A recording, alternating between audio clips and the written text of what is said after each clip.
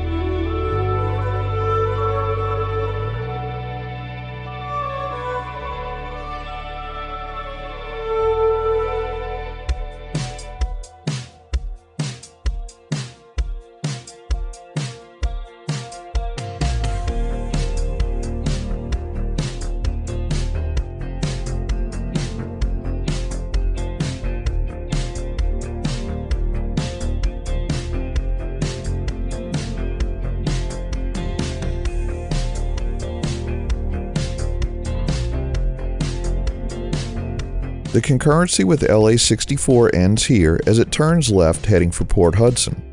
LA 64 runs concurrent with LA 409 north for a short distance before resuming its westward course.